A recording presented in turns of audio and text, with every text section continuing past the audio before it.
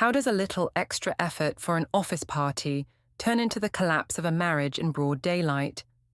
What happens when a husband who was always overlooked becomes the one holding every receipt, and the joke is suddenly on the woman who thought she could control the story?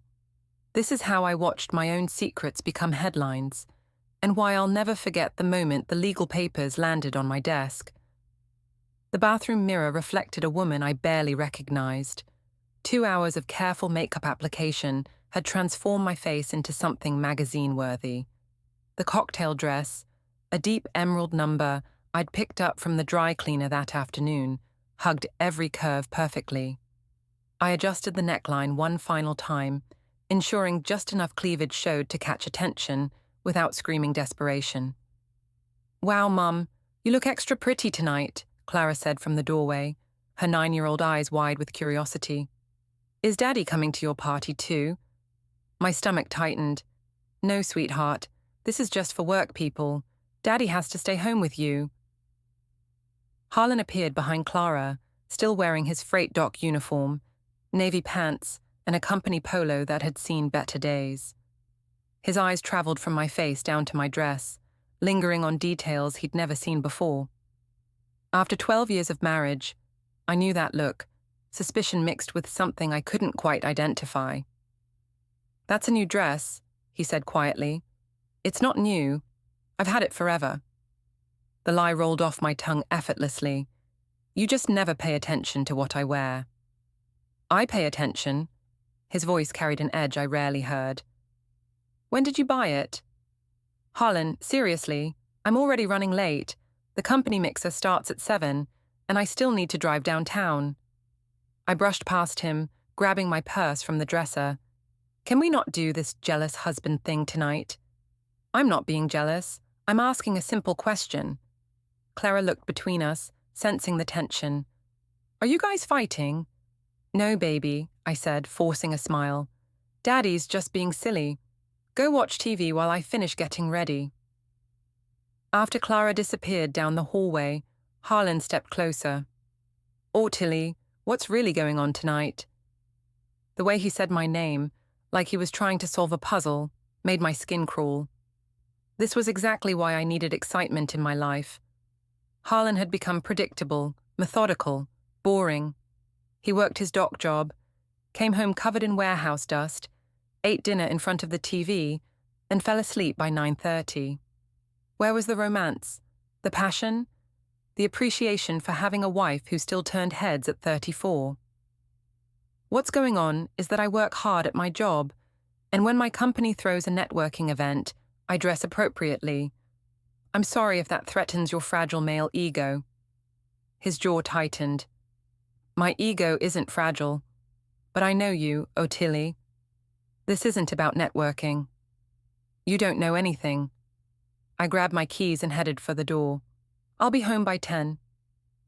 The drive downtown gave me time to calm my nerves and focus on the real reason I'd spent so much effort on my appearance. Aidan Ross would be at tonight's mixer. As my direct supervisor and the most attractive man in our logistics company, he'd been the subject of my fantasies for months.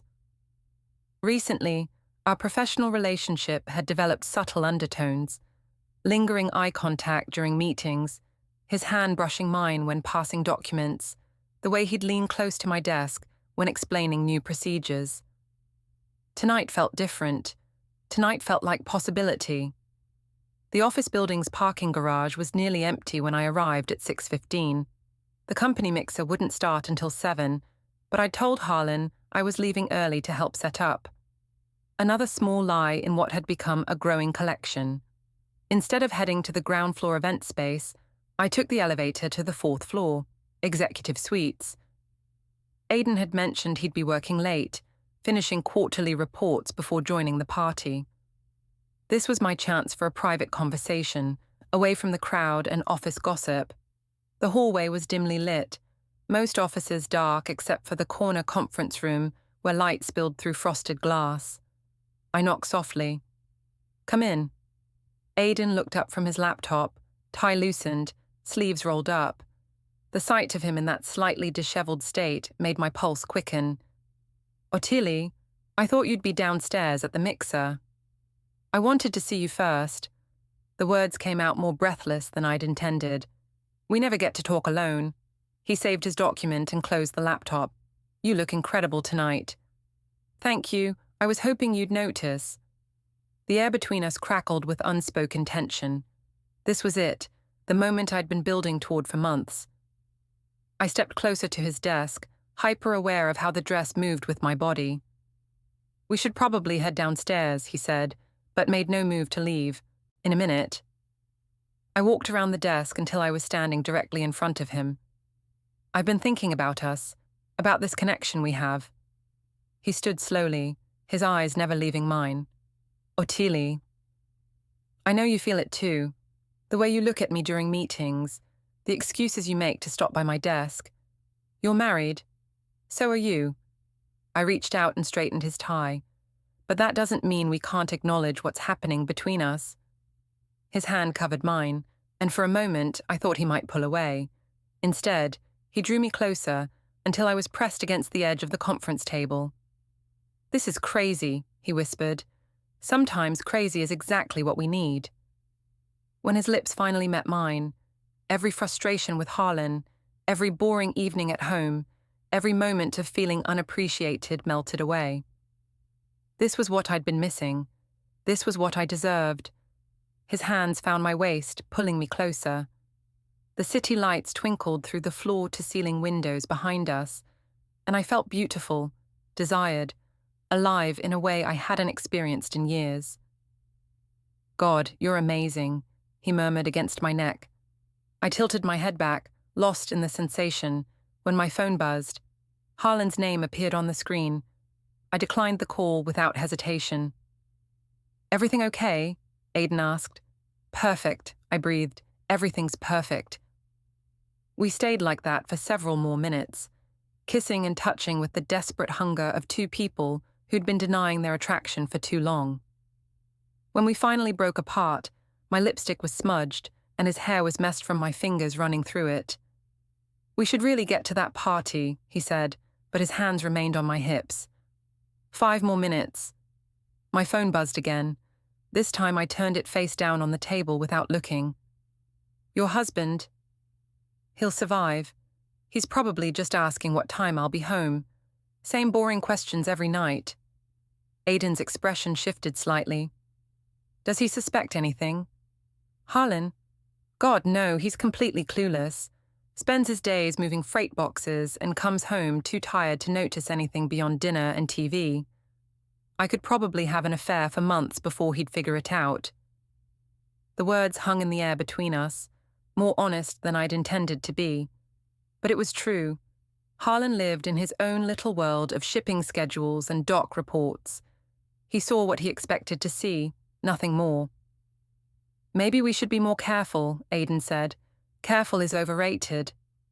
I kissed him again, longer this time. Besides, what he doesn't know won't hurt him. When we finally made it downstairs to the mixer, the party was in full swing. I'd repaired my makeup in the bathroom and Aiden had straightened his tie, but I wondered if anyone could see the change in us. The electricity that seemed to spark every time we made eye contact across the room. I mingled with colleagues, laughed at appropriate jokes, and played the role of dedicated employee and faithful wife. But my attention kept drifting to Aiden, to the memory of his hands on my body, to the possibilities that stretched ahead of us. My phone buzzed periodically throughout the evening. Harlan checking in, asking about my location, wondering when I'd be home. I sent brief, dismissive responses. Still networking, home by 10.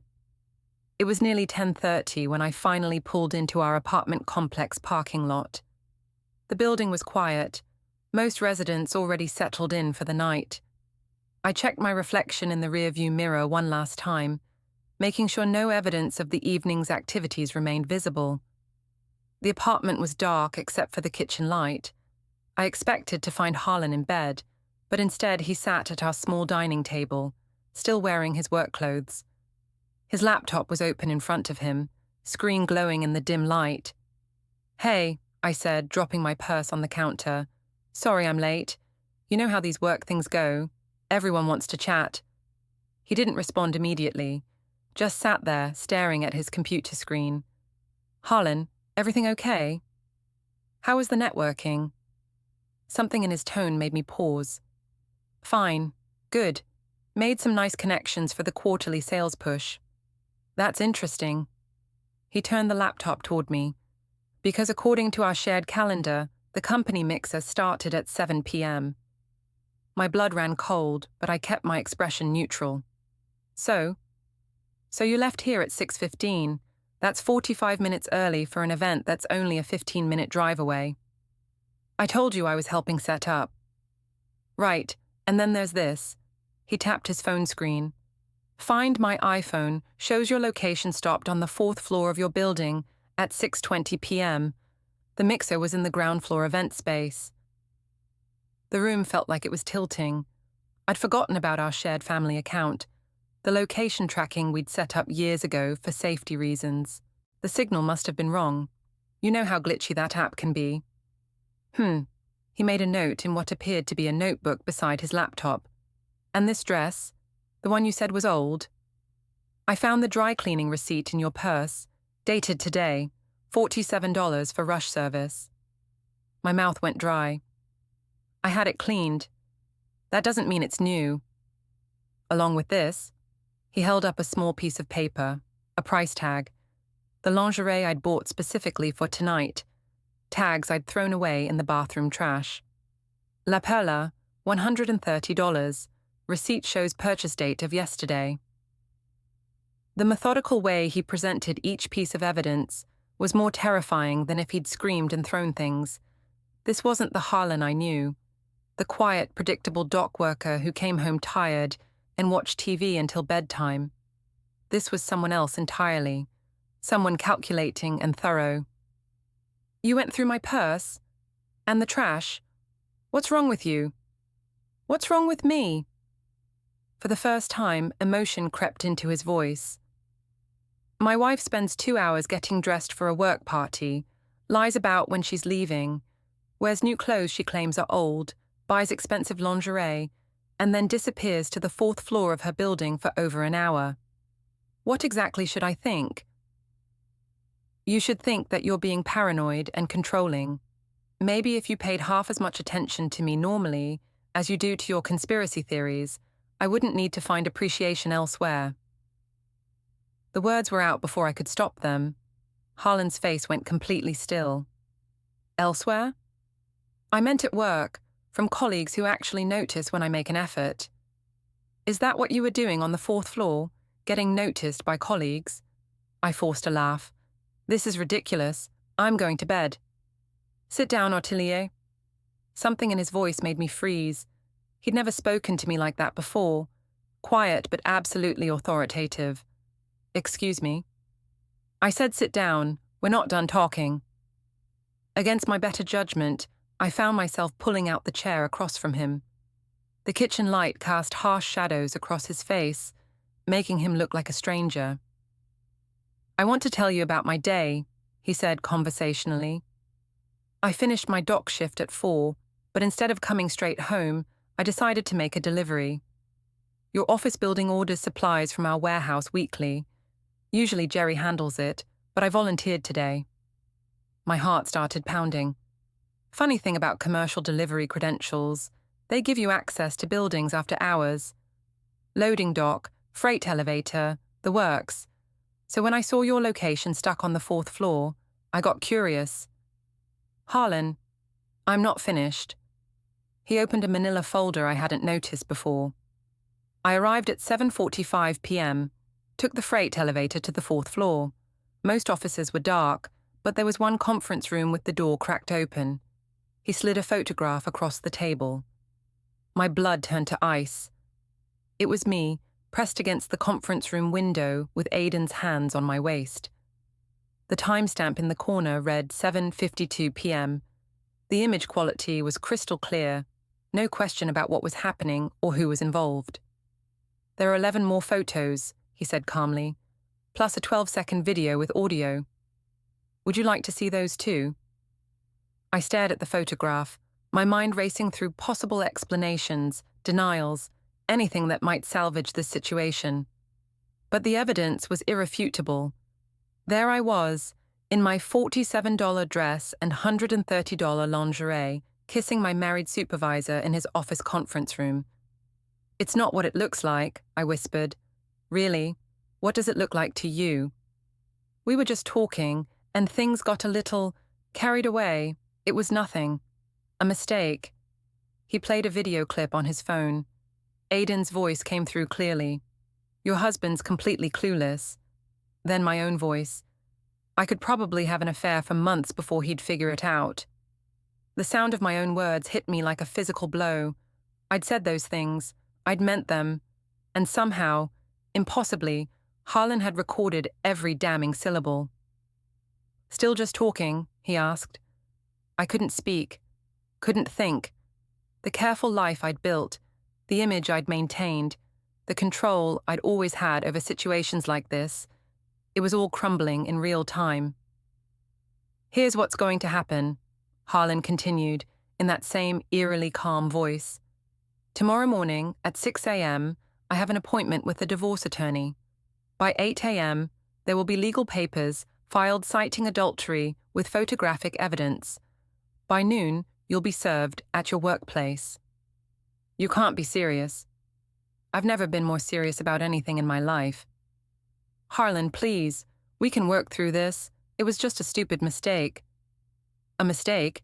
You bought new lingerie. You lied about your dress. You planned this entire evening around spending time alone with another man. That's not a mistake, Ottilie. That's a choice. A series of choices." Tears started flowing, but they felt calculated even to me. "I'm sorry. I'm so sorry. I never meant for this to happen." "But it did happen, and now there are consequences." "What about Clara? You can't destroy our family over one night of poor judgment." For the first time, his composure cracked slightly. "I'm not the one who destroyed our family. You did that the moment you decided your supervisor was more important than your husband and daughter." "It didn't mean anything. It was just excitement, something different. You have to understand." "I understand perfectly. I understand that while I was working 60-hour weeks to support this family, you were planning how to cheat on me. I understand that you think I'm too stupid to notice when my own wife is having an affair. I understand that you have so little respect for me that you threw it in my face tonight." The worst part was that he wasn't wrong. I had thought he was too stupid to notice. I had planned the evening around being with Aiden. I had thrown it in his face because I was angry at being caught. "What do you want from me?" I asked. "Nothing. I don't want anything from you anymore." He closed the laptop and gathered his papers. "I'm sleeping in the guest room tonight. Tomorrow you can explain to Clara why Daddy won't be living here anymore." "Harlan, wait!" But he was already walking away, leaving me alone at the kitchen table with the photograph of my betrayal staring back at me. I didn't sleep that night. I paced the bedroom, trying to figure out how to fix this, how to regain control of the narrative. By morning, I'd convinced myself that Harlan was bluffing. He loved me. We had a daughter together. He wouldn't actually follow through on his threats. I was wrong. The process server found me in the company cafeteria during lunch rush on Monday. I was sitting with 3 colleagues, picking at a salad and trying to act normal despite the sleepless weekend I'd endured.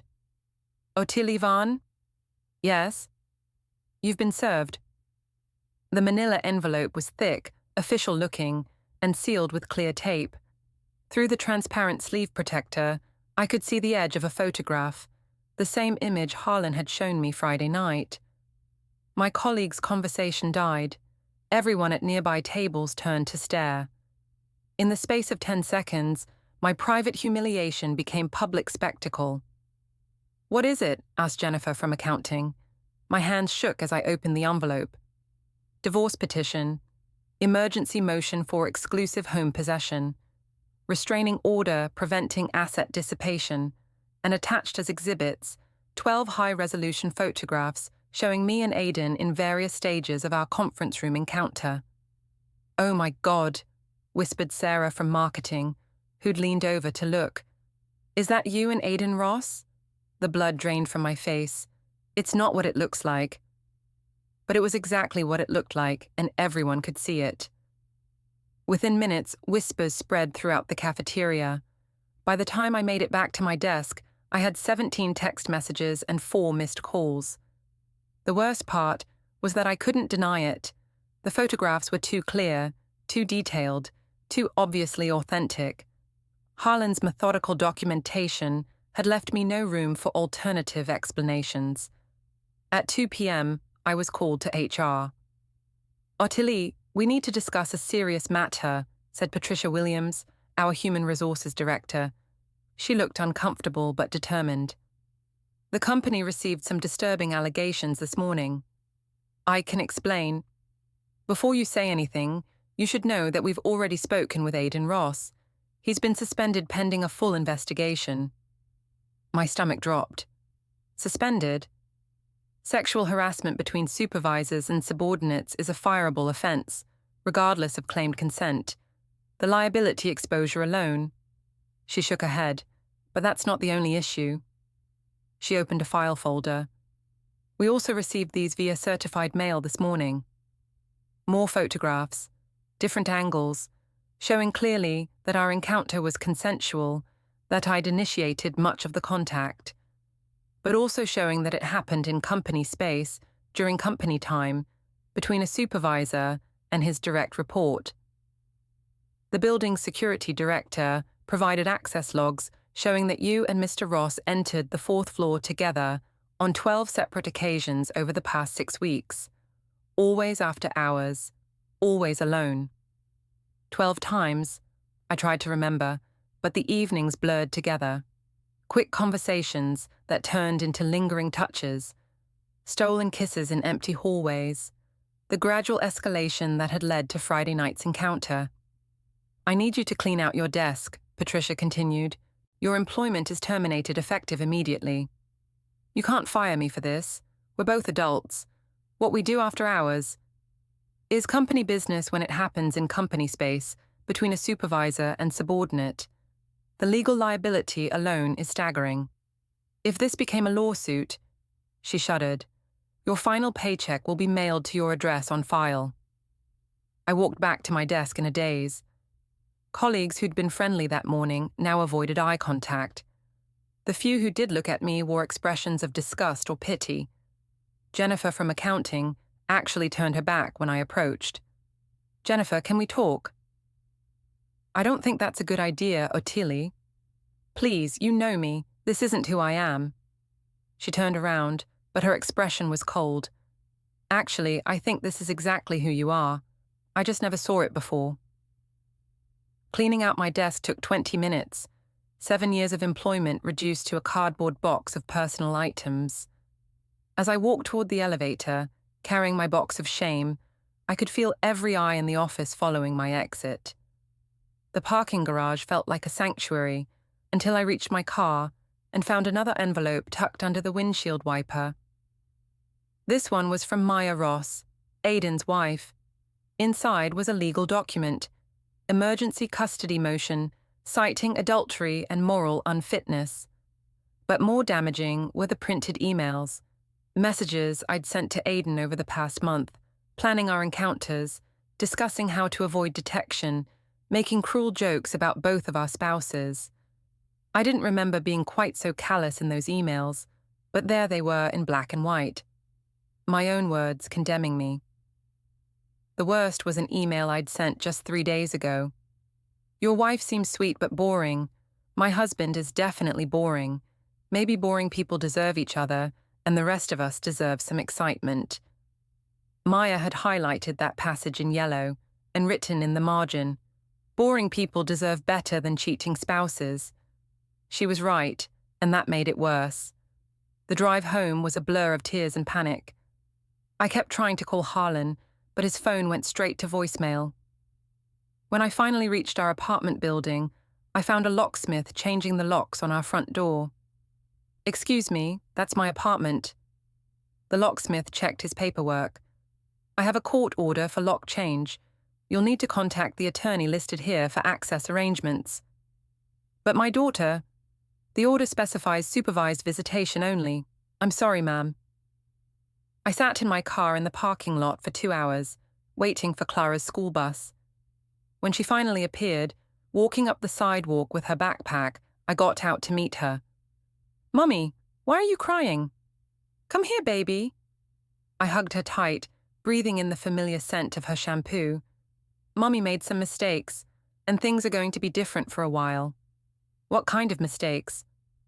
How do you explain adultery to a 9-year-old? How do you tell your daughter that you destroyed her family for a few moments of excitement with a man who was already married to someone else? Adult mistakes, complicated grown-up stuff.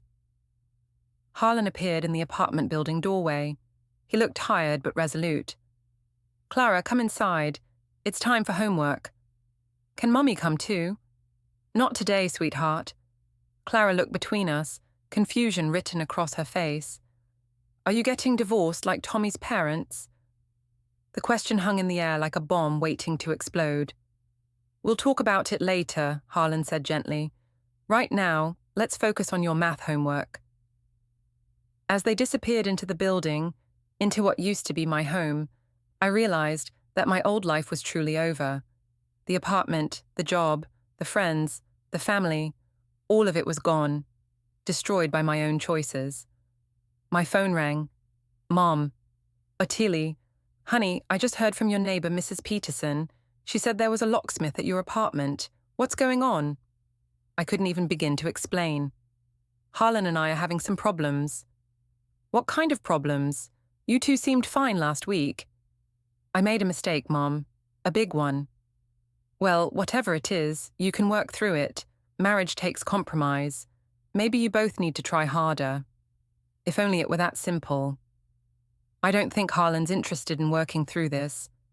"Of course he is. He loves you. You're the mother of his child. Men say things when they're angry, but they don't really mean—" "Mom, I had an affair." Silence. "You what?" "I had an affair with my boss. Harlan found out. He has pictures." More silence. "Pictures.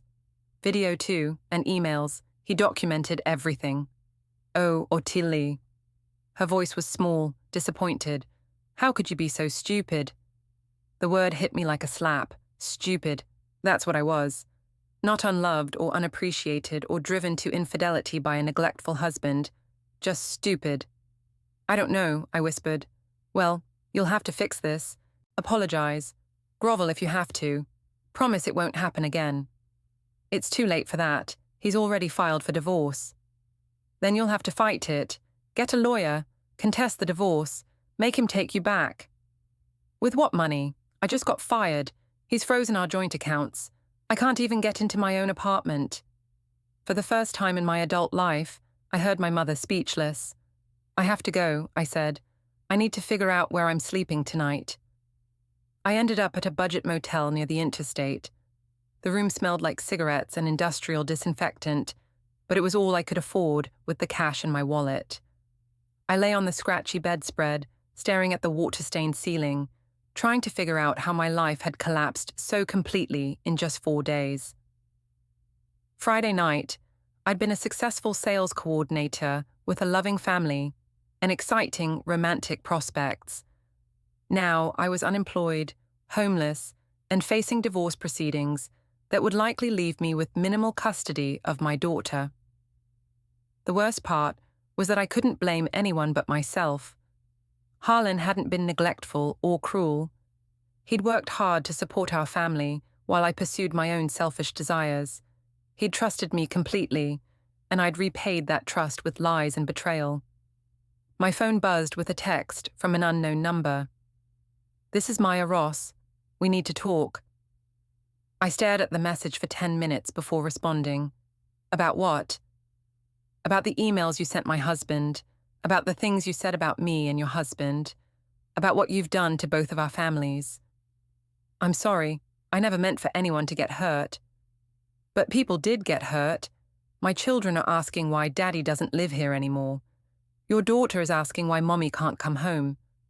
We need to discuss how to minimize the damage you've caused." She was right. The affair hadn't just destroyed my marriage.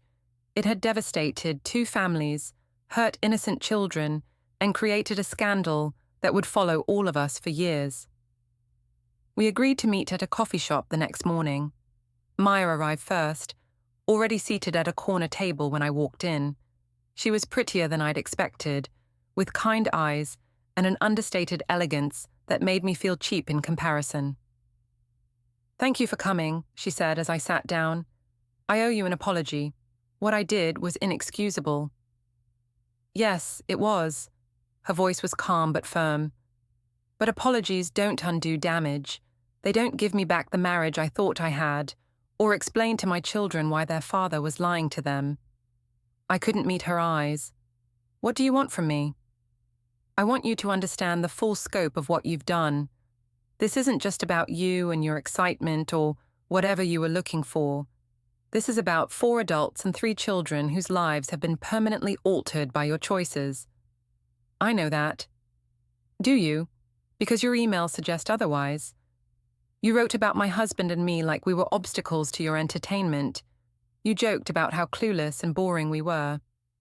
You treated our marriages like inconveniences rather than commitments involving real people with real feelings." She was right, and hearing it laid out so plainly made me feel sick. "I was angry and selfish. I said things I didn't mean." "But you did mean them. That's the problem. You meant every word right up until you got caught." We sat in silence for several minutes. The coffee shop buzzed with normal life, people meeting friends, working on laptops, having ordinary conversations that didn't involve destroyed marriages and ruined families. "What happens now?" I asked. "Now we both pick up the pieces. I'm filing for divorce and seeking full custody. My attorney says your emails will help establish that Aiden was an unfit father who prioritized his affair over his children's well-being. And me? That's not my concern anymore. You made your choices. Now you get to live with the consequences." She gathered her purse and stood to leave, then paused. "For what it's worth, I don't think you're a terrible person. I think you're a selfish person who made terrible choices." "There's a difference, though. I'm not sure it matters at this point." After she left, I sat alone in the coffee shop for another hour, replaying every decision that had led me to this moment. The flirtation with Aiden that had seemed so harmless at first. The lies I'd told myself about deserving better.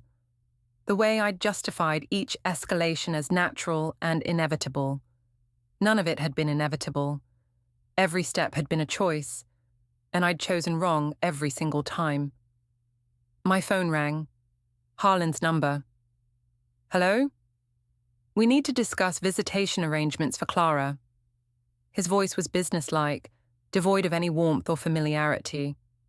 This was how he would speak to me now, like a stranger he was forced to deal with for legal reasons. "When can I see her?" "Supervised visits only, per the court order. 2 hours on Saturday afternoons at the Family Mediation Center." 2 hours a week? Harlan, she's my daughter too. She's the daughter you abandoned when you decided your affair was more important than your family. I didn't abandon her. I made a mistake. You made a series of deliberate choices that prioritized your own desires over your daughter's well-being. That's abandonment. I wanted to argue, to defend myself, to explain that it hadn't been that simple. But it had been that simple. Every time I'd chosen to meet Aiden, instead of coming home to Clara, every lie I'd told, every risk I'd taken with our family's stability, those had been choices to put my wants ahead of my daughter's needs. "Can I at least talk to her on the phone?" "For now, yes. 30 minutes every other day at 7 p.m. I'll have her call you." "Thank you." "Don't thank me. I'm doing this for Clara, not for you." The line went dead.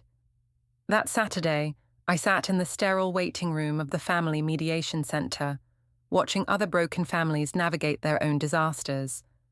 A father who'd lost custody due to addiction, a mother whose mental health issues had made her a danger to her children, people whose lives had fallen apart for reasons both tragic and preventable. When Clara finally appeared, escorted by a court-appointed supervisor, she looked smaller somehow, more fragile. "Hi, Mummy."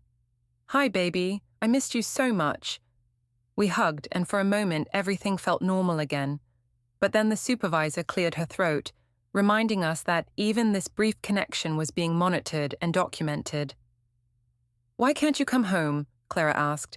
"Because Mommy made some grown-up mistakes, and now I have to live somewhere else for a while." "What kind of mistakes?" "The kind that hurt people's feelings, Daddy's feelings especially." "Did you say something mean to him?"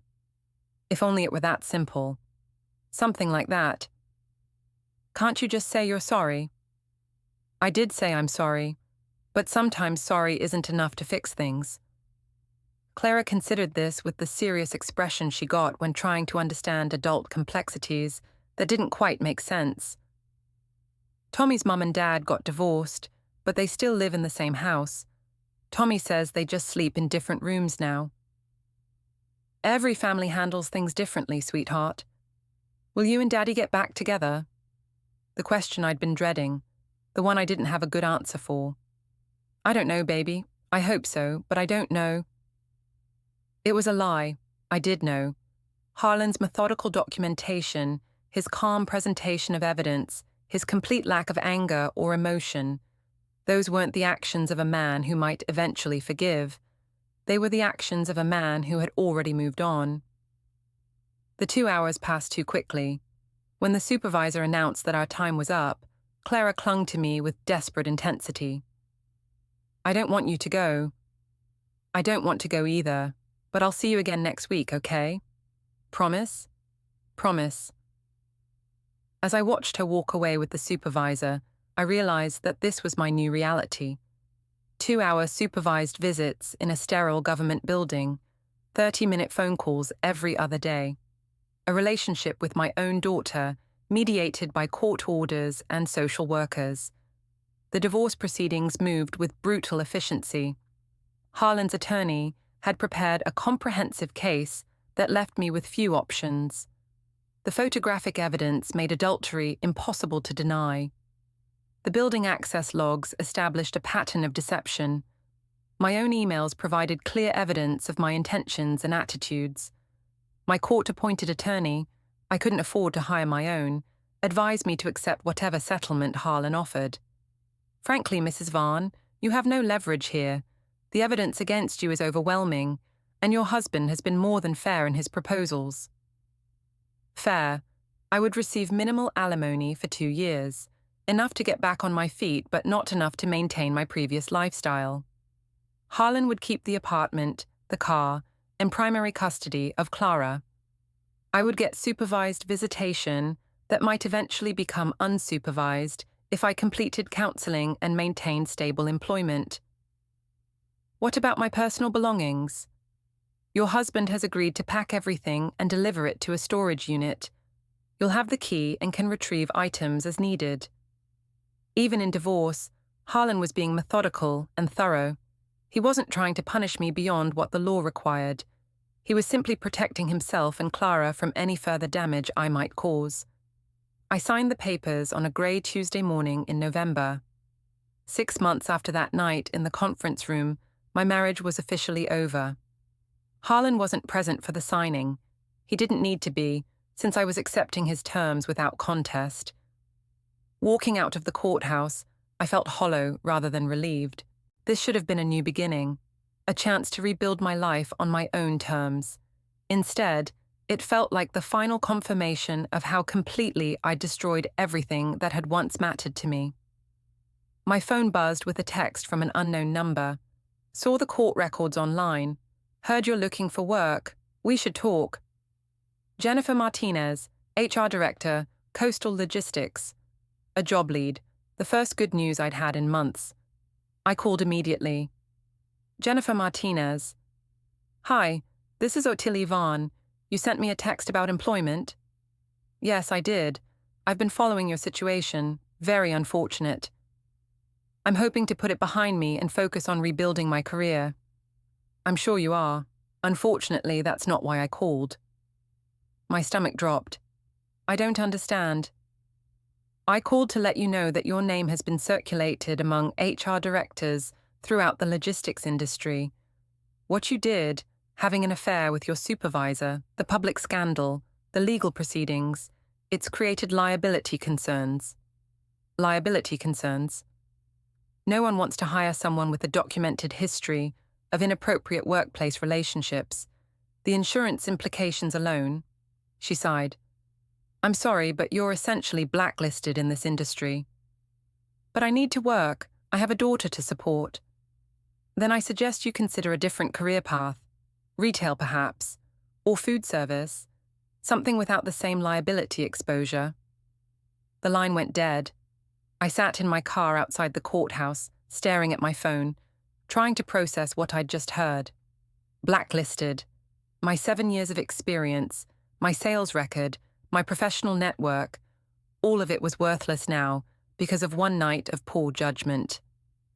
Over the following weeks, I applied for dozens of positions: retail associate, restaurant server, hotel desk clerk, administrative assistant. Most applications disappeared into the void without response.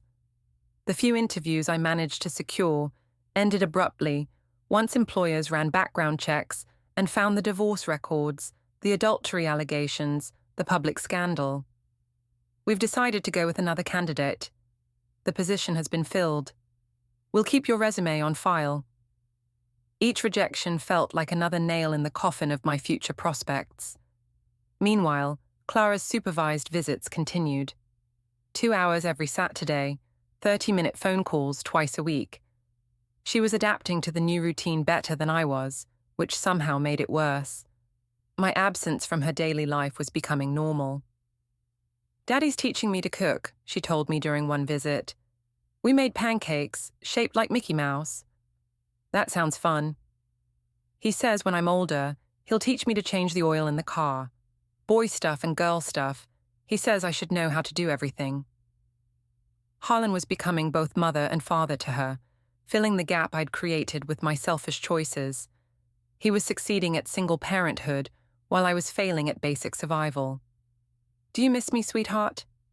Of course I miss you. But Daddy says missing someone doesn't mean being sad all the time. It means being happy about the good memories and looking forward to making new ones. Even in divorce, even after everything I'd done to him, Harlan was helping Clara maintain a positive relationship with me. He could have poisoned her against me, could have used my mistakes to turn her away from me permanently. Instead, he was protecting her emotional well-being by refusing to make her choose sides. It was more grace than I deserved. Christmas came and went. I spent it alone in my studio apartment, eating Chinese takeout and watching Clara open presents via FaceTime. Harlan had bought her a bicycle, art supplies, and several books. I'd managed to afford a small jewelry box that played music when opened. It's beautiful, Mummy. Thank you. But I could see in her eyes that it was a token gift, something purchased out of obligation rather than abundance. The bicycle would create memories. The art supplies would fuel her creativity. My jewelry box would sit on her dresser, a reminder of my reduced circumstances and limited ability to provide. I love you, baby. I love you too, Mummy.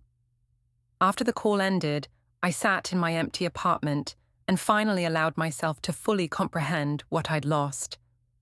Not just a husband or a home or a job, but a life, a role, a purpose. I'd been a wife, a mother, a professional contributor to society. Now I was just a cautionary tale, a woman whose poor choices had reduced her to supervised visits and minimum wage job applications. The worst part was that I couldn't even claim to have learned some valuable lesson that made the destruction worthwhile. There was no profound insight, no personal growth that justified the pain I'd caused. I'd simply wanted something I couldn't have and had destroyed everything I did have in pursuit of it. In February, nearly a year after that night in the conference room, I finally found steady employment at a discount retail store. The pay was less than half what I'd earned in logistics, but it was honest work, and the manager didn't seem concerned about my background. Everyone deserves a second chance, she said during my interview. As long as you show up on time and do the work, I don't care about your personal history. It was the first kindness I'd received from a stranger in months. The work was mind-numbing.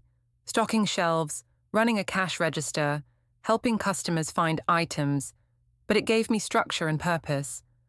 More importantly, it provided steady income that allowed me to petition the court for unsupervised visitation with Clara.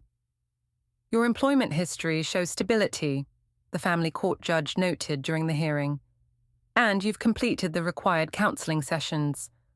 I'm willing to modify the visitation order to allow unsupervised visits, but they'll remain limited to Saturday afternoons for now. It was progress, small, incremental progress, but progress nonetheless. The first unsupervised visit was awkward. Clara and I went to a nearby park, but without the structure of the mediation center, we struggled to fill the time. "What do you want to do?" I asked. "I don't know. What do you want to do?" We ended up sitting on a bench, watching other families play together. Families that were intact, functional, normal. Everything I'd given up for a few moments of excitement with a man who'd forgotten my name the moment his own marriage ended. "Mommy, are you sad?" "A little bit, but not because of you. You make me happy." "Then why are you sad?" How do you explain regret to a 10-year-old? How do you describe the weight of knowing that every problem in your life is entirely your own fault? Because I made some choices that hurt people, and now I have to live with what happened because of those choices. Like when I broke Mrs. Peterson's window with my baseball and had to pay for it with my allowance. Exactly like that, except my choices broke more important things than windows. Can you fix them? Some things can't be fixed, sweetheart. Some mistakes are permanent. She considered this with the seriousness she brought to all adult concepts that didn't quite make sense. Daddy says mistakes are how we learn to make better choices next time. Daddy's right, he usually is. Do you think you'll make better choices now? I hope so. I'm certainly going to try. It was the most honest conversation I'd had with anyone in months. As spring turned to summer, our visits became more natural. We developed routines, playground visits, ice cream trips, movie matinees. Clara began to relax around me again, to laugh at my jokes and share stories about school and friends. But she also began to ask harder questions. "Why did you and Daddy get divorced?" "Because I did something that hurt his feelings very badly." "What did you do?" "I spent time with someone I shouldn't have spent time with, and I lied about it." "Like if I played with the kids you told me not to play with, and then lied about it." "Similar to that, but more serious because I'm an adult, and I should have known better." "Are you sorry?" "Very sorry. Sorrier than I've ever been about anything." "Did you tell Daddy you're sorry?" "Yes, but sometimes being sorry isn't enough to fix things." "Why not?" "Because when you hurt someone badly enough, they stop trusting you. And without trust, relationships don't work very well." She absorbed this information with the gravity of a child trying to understand why the adult world was so much more complicated than the rules she'd been taught. "I still trust you," she said finally. It was the kindest thing anyone had said to me in over a year. By fall, I'd been promoted to assistant manager at the retail store. The pay increase was modest, but it came with better hours and health insurance. More importantly, it represented forward momentum, the first sign that I might eventually rebuild some version of a stable life. I used the promotion as grounds to petition for overnight visitation with Clara. The court approved weekend visits twice a month, a significant step towards something resembling normal parenthood. Having Clara sleep over in my studio apartment felt like a miracle. We made pancakes for breakfast, watched movies in bed, and talked late into the night about everything and nothing. For 48 hours every other weekend, I got to be a real mother again instead of a supervised visitor. "I like your apartment," Clara said during her first overnight stay. "It's cozy." Cozy was a generous description for 400 square feet of basic furniture and hand-me-down decorations, but I appreciated her effort to make me feel better. "It's not as nice as home with Daddy." "No, but it's nice in a different way. like a sleepover that never ends. Her ability to find joy in our reduced circumstances humbled me. She'd lost half her family, seen her mother publicly humiliated, and had her entire world restructured around court orders and visitation schedules. Yet she approached our new relationship with optimism and grace. She was better at handling the consequences of my choices than I was. One Saturday evening, as I was driving Clara back to Harlan's apartment after our weekend together, she asked the question I'd been dreading. "Do you ever see that man anymore? The one you spent time with?" My hands tightened on the steering wheel. "No, sweetheart, I don't see him anymore." "Good. I think he was a bad influence." The phrase was clearly something she'd overheard from an adult conversation, probably between Harlan and his father. But her instinct was right. Aiden had been a bad influence, though not in the way she probably understood. "Why do you think that?" "Because before you met him, you were happy with me and Daddy. After you met him, everything got sad and broken." It was a child's logic, but it was also perfectly accurate. My life had been good before I'd allowed myself to be drawn into an affair. Not perfect, not exciting, but good, stable, whole. "You're very smart," I told her. "Daddy says I get that from you." Even now, even after everything, Harlan was protecting Clara's relationship with me by emphasizing my positive qualities rather than dwelling on my failures. It was a kindness I hadn't earned and didn't deserve. That night, after dropping Clara off, I sat in my car outside Harlan's building for a long time.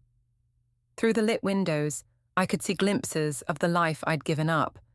Clara doing homework at the kitchen table, Harlan cooking dinner. The comfortable domestic routine I'd found so boring that I'd been willing to risk everything to escape it. Now, sitting alone in my car, that routine looked like paradise.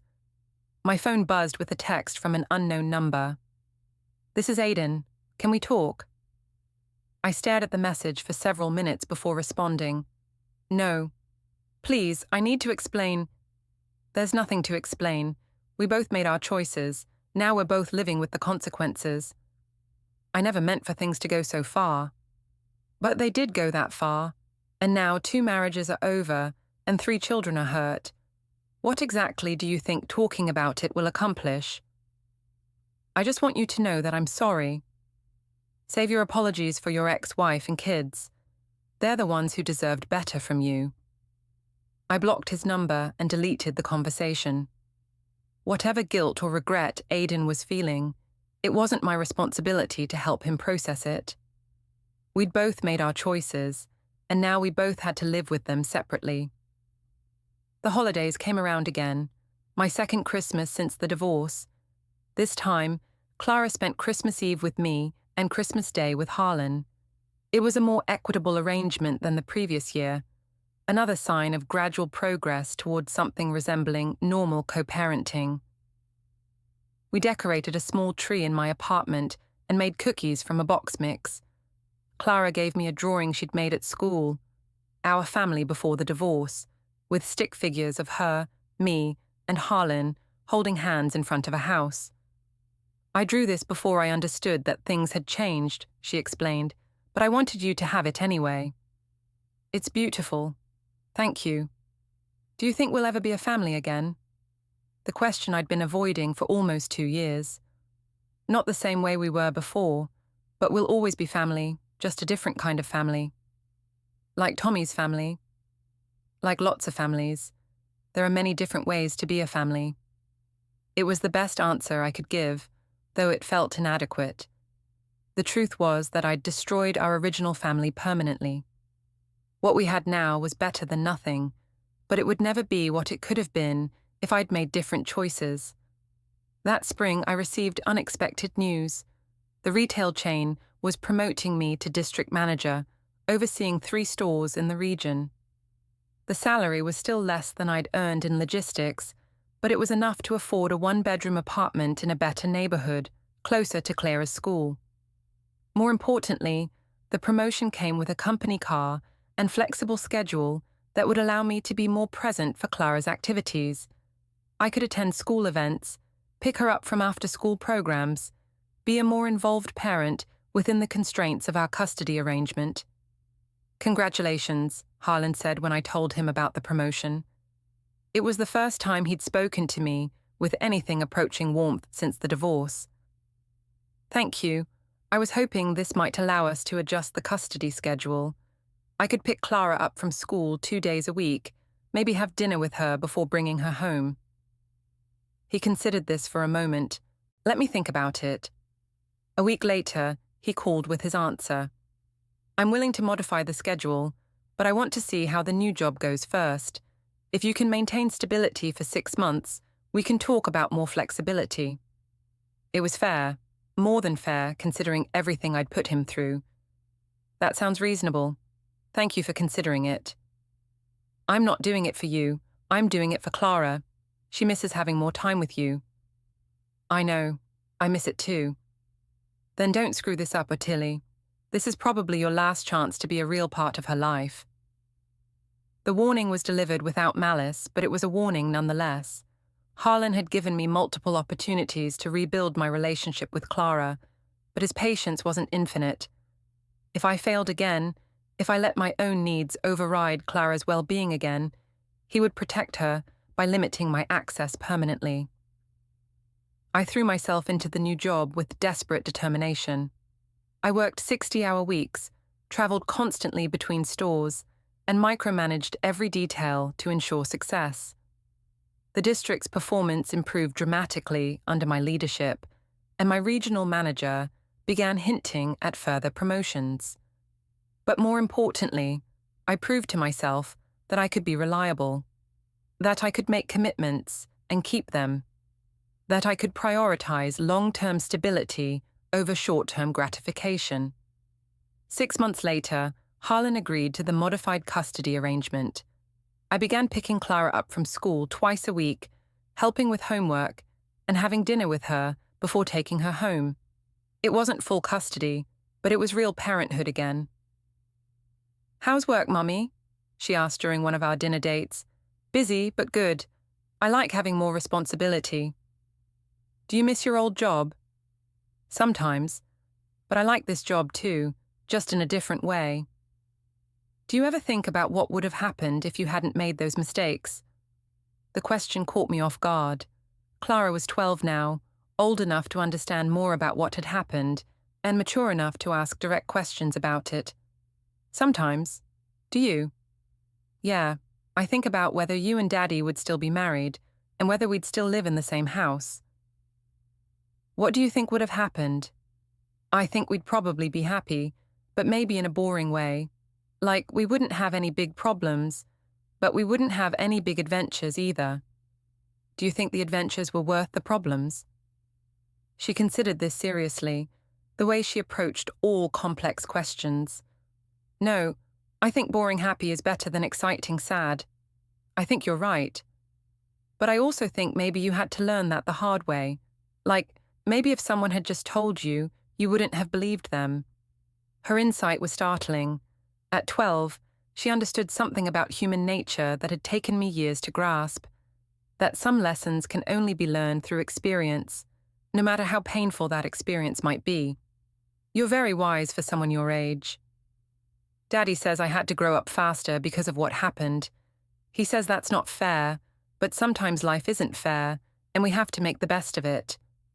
Even in explaining the impact of my choices on Clara's childhood, Harlan had managed to frame it as a life lesson, rather than a source of resentment.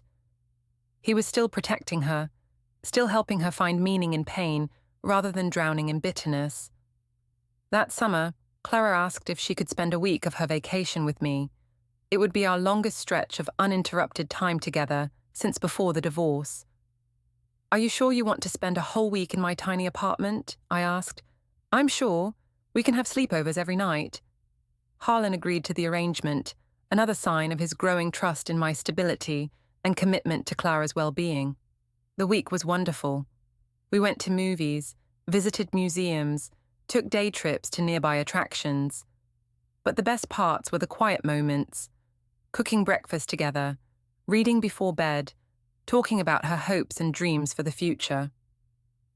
I want to be a teacher when I grow up, she told me one evening. What kind of teacher? Elementary school. I want to help kids learn to read. That's a beautiful goal. You'd be a great teacher. I think so too. I'm good at explaining things, and I'm patient with people who don't understand stuff right away. She was describing qualities I'd failed to demonstrate in my own life: patience, understanding, the ability to help others learn from mistakes, rather than judging them for making those mistakes. Where do you think you learned to be so patient? From Daddy, mostly, but also from watching what happened with our family. I learned that getting angry or impatient doesn't usually make things better. Once again, she'd found wisdom in the wreckage of my poor choices. On the last night of her week with me, as we were getting ready for bed, Clara asked the question I'd been expecting. Do you think you'll ever get married again? I don't know. Maybe someday. Why? I just want you to be happy, but I also want you to be careful. Careful how? Careful not to make the same mistakes again. Careful to pick someone who makes you want to be a better person instead of someone who makes you want to do bad things. Her ability to articulate the difference between healthy and unhealthy relationships was remarkable for a 12-year-old. She understood that my affair hadn't been about love or even attraction. It had been about validation and excitement that brought out my worst impulses rather than my best qualities. I'll be very careful, I promised. Good, because I don't want to go through all this again. The honesty of her statement hit me like a physical blow. She was willing to trust me, to rebuild our relationship, to give me another chance to be her mother. But she was also setting boundaries, making it clear that her willingness to forgive didn't extend to repeating the same cycle of destruction. As I tucked her into bed that night, I realized that Clara had become the wisest person in my life. Through no choice of her own, she'd been forced to navigate the consequences of adult failures and had emerged with a clarity and maturity that put me to shame. I love you, sweetheart. I love you too, Mommy. And I'm proud of you. Proud of me? Why? Because you made really big mistakes, but you didn't give up. You kept trying to fix things, even when it was hard. It was the first time anyone had expressed pride in my behavior since the affair. The first time someone had acknowledged that rebuilding a life after destroying it required its own form of courage. That fall, I was promoted again, this time to regional director, overseeing 12 stores across 2 states. The salary finally exceeded what I'd earned in logistics, and the position came with stock options and a comprehensive benefits package. More importantly, the promotion validated that I'd successfully rebuilt my professional reputation through consistent performance and ethical behavior. I was no longer the woman who'd had an affair with her supervisor. I was a competent executive who happened to have made serious mistakes in her past. The distinction mattered more than I'd expected. With my improved financial situation, I was able to move into a 2-bedroom apartment with a yard, giving Clara her own space when she visited. I also began contributing more substantially to her expenses: school supplies, extracurricular activities, clothes, reducing the financial burden on Harlan. You don't have to do this, he said when I offered to pay for Clara's summer camp. I want to. She's my daughter too. I know, I didn't expect you to step up like this. It was the closest thing to a compliment he'd given me since before the affair. I'm trying to be the person I should have been all along. Clara notices. She talks about how hard you're working, how much you've changed. Do you notice? He was quiet for a long moment. Yes, I notice. It wasn't forgiveness. I wasn't sure Harlan would ever truly forgive me for what I'd done to our family, but it was acknowledgement that I'd grown, that I'd learned from my mistakes, that I was becoming someone worthy of Clara's trust and respect. That Christmas, Clara was 13 and beginning to look more like a young woman than a child. She'd grown tall and confident, with Harlan's steady demeanor and what I hoped was some of my determination to overcome obstacles. I have something to tell you, she said during our Christmas Eve celebration. What's that? I forgive you. For everything that happened, I forgive you." The words hit me like a tsunami of emotion. I'd been working toward this moment for 4 years without even realizing it was what I needed most. "Thank you," I whispered. "That means everything to me. I know you're sorry, and I know you've been trying really hard to make things better. I wanted you to know that I see that and I appreciate it. I love you so much. I love you too, and I'm glad you're my mum, even though things got complicated for a while." That night, after Clara had gone to sleep in her own room in my apartment, I sat by the window, looking out at the city lights. 4 years ago, I'd lost everything that mattered to me in pursuit of something that didn't matter at all. The road back had been longer and harder than I'd ever imagined possible, but I'd made it. Not back to where I'd started, that life was gone forever, but to somewhere new. Somewhere built on honesty instead of deception, on earned trust instead of assumed privilege, on gratitude instead of entitlement.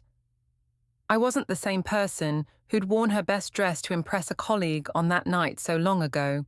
That woman had been selfish, manipulative, and willing to destroy everything good in her life for a few moments of validation from someone who didn't matter.